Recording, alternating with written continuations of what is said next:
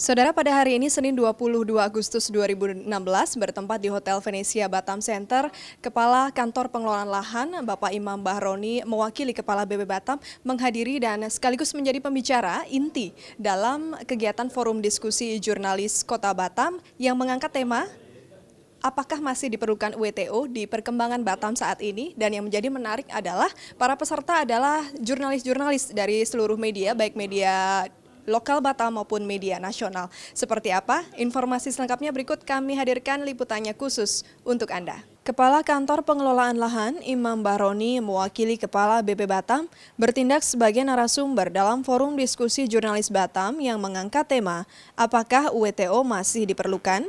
Acara digelar di Hotel Venesia Batam Center pada hari Senin 22 Agustus 2016.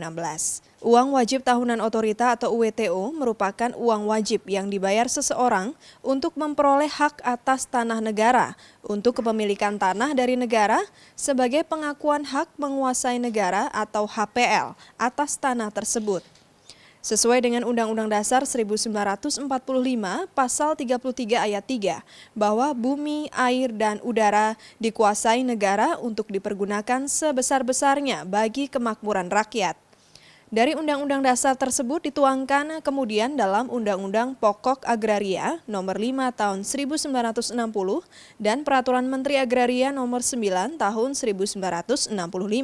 Dan khusus bagi kawasan Batam, UWTO menjadi kewenangan BP Batam, sesuai dengan keputusan Presiden nomor 41 tahun 1973, pasal 6 ayat 2 poin B.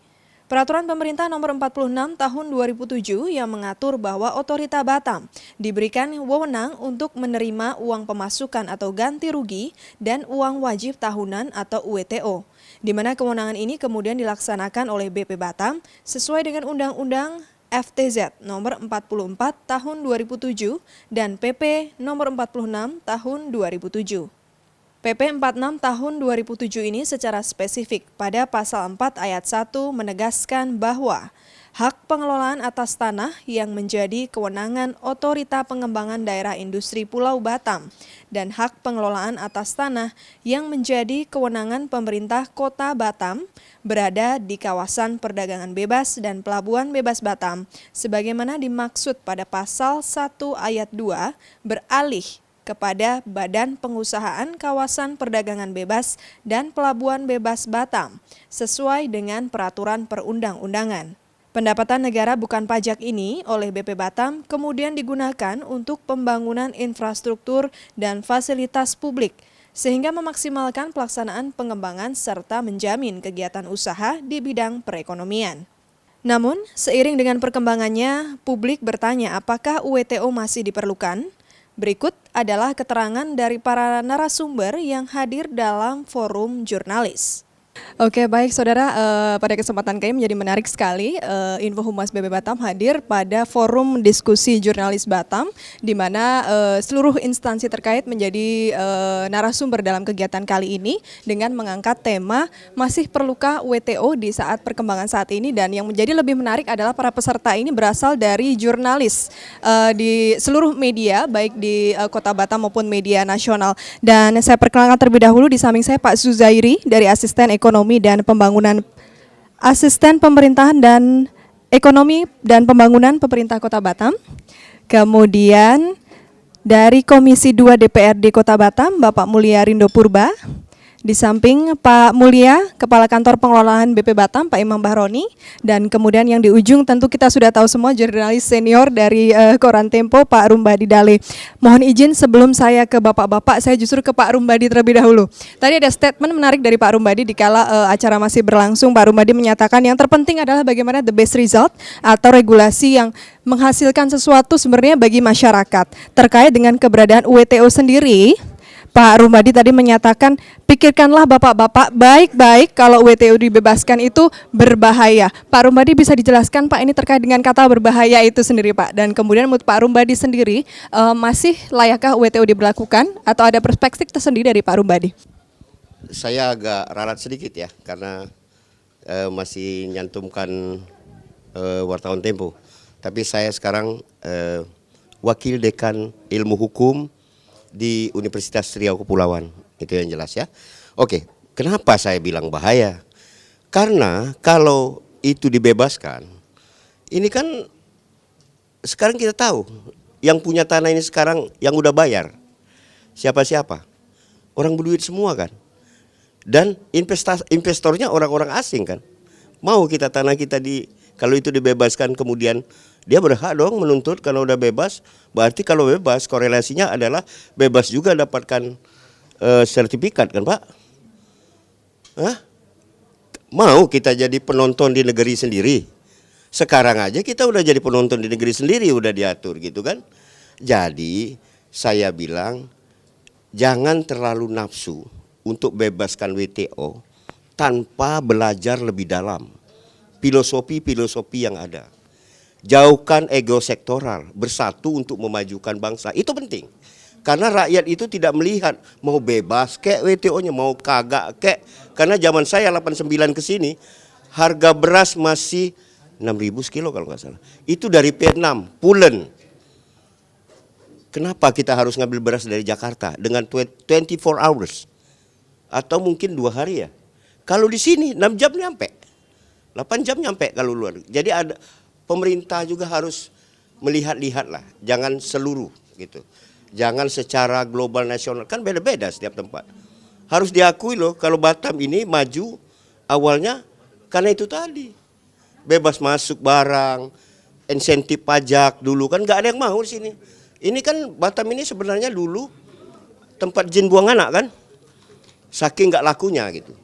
Nah sekarang maju. Nah itulah yang harus kita pertimbangkan. Ya bukan menidakkan misalnya Pengku atau BP Batam. Kita jangan lagi gitu itu maksud saya. Sehingga masyarakat diajarin berpikir positif, bersatu untuk kemajuan dan tidak terkotak-kotak. Kan ada yang mengatur, ada yang membuat regulasi. Orang yang membuat regulasi kan bukan kita-kita, bukan juga pemerintah Kota Batam. Pemerintah Kota Batam itu merekomendasikan, kemudian kan perda kan kalau keluar di hierarki undang-undang, perda itu paling bawah, bisa dibatalkan oleh Mendagri segala macam. Artinya segalanya tuh terpulang ke pusat. Tinggal bagaimana pusat melihatnya. Jadi ngapain kita gontok-gontokan, ngotot-ngotot gitu misalnya. Slow aja. Bagaimana rakyat senang? Kan kalau umpamanya nggak ada ini kan rakyat senang, happy kan? Itu maksud saya. Sehingga developer, pengusaha maupun orang yang free mover dalam pembangunan itu, pengusaha-pengusaha itu jadi tenang. Kalau rakyat tenang, itulah baru merasakan merdeka. Kalau enggak, ya repot awak. Ya kan? Itu maksud saya. Ya kan, regulasi ini kan terpulang ke pusat. Kalau BP Batam misalnya hanya menjalankan kurasa. Demikian juga yang di Pemko misalnya kan. Semuanya dilindungi undang-undang. BP Batam undang-undang, di sana undang-undang. Bagaimana menyatukan kedua undang-undang itu sehingga tercipta sinergitas keduanya.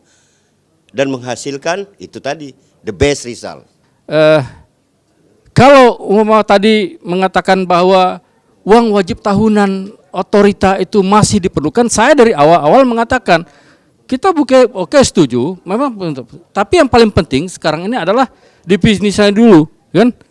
Definisinya dulu, kan? Apakah masih pas kita menggunakan namanya uang wajib tahunan otorita, kan? Padahal namanya kan sudah berubah, kan? BP tidak lagi otorita, tapi BP. Itu pertama semangatnya. Yang kedua, saran saya kalau bisa disatukan antara uang wajib tahunan dengan PBB, ya Pak ya.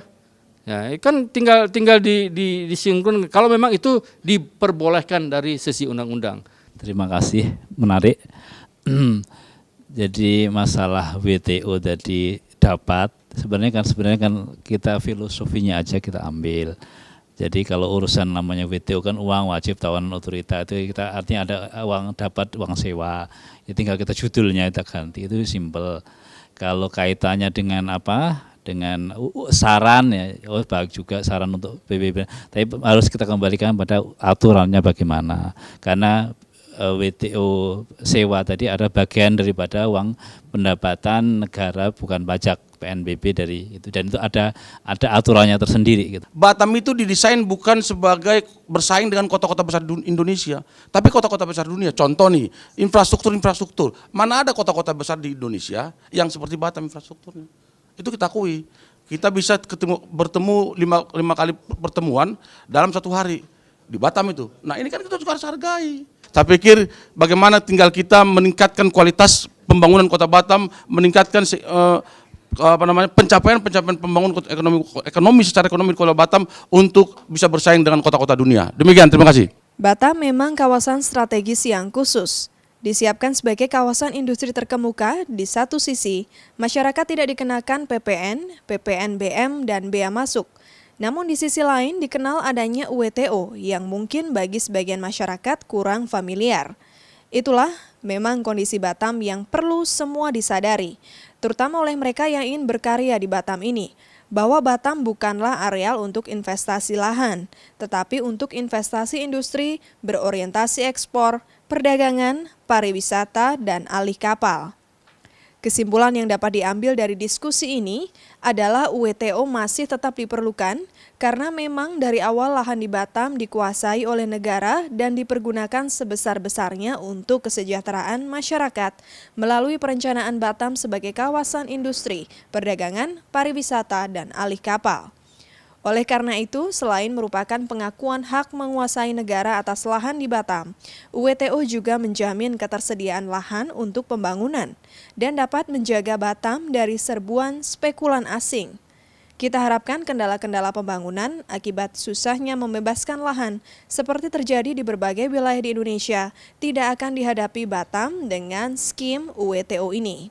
Ada beberapa saran yang mengemuka, antara lain agar pemukiman ke depan diarahkan menjadi vertikal, alokasi lahan dilakukan dengan transparan dan akuntabel melalui sistem lelang, serta pembayaran PBB dan UWTO yang bisa dijadikan satu faktur. Saudara, langsung dari Hotel Venezia Batam Center, demikian kami laporkan seluruh rangkaian kegiatan Forum Diskusi Jurnalis Kota Batam yang mengangkat tema terkait dengan uang wajib tahunan otorita atau UWTO, di mana Kepala Kantor Pengelolaan Lahan, Bapak Imam Bahroni, mewakili Kepala BB Batam menjadi salah satu narasumber di dalam forum diskusi ini yang menjadi menarik karena para peserta berasal dari seluruh jurnalis, baik dari Kota Batam maupun media nasional. Dan semoga informasi ini dapat memberikan manfaat bagi Anda mengenai pentingnya mengetahui apa itu UWTO atau uang wajib tahunan otorita, apa filosofi dan manfaatnya atau impaknya bagi pembangunan Kota Batam sekarang maupun ke depan. Demikian Anda telah menyaksikan Info Humas BP Batam.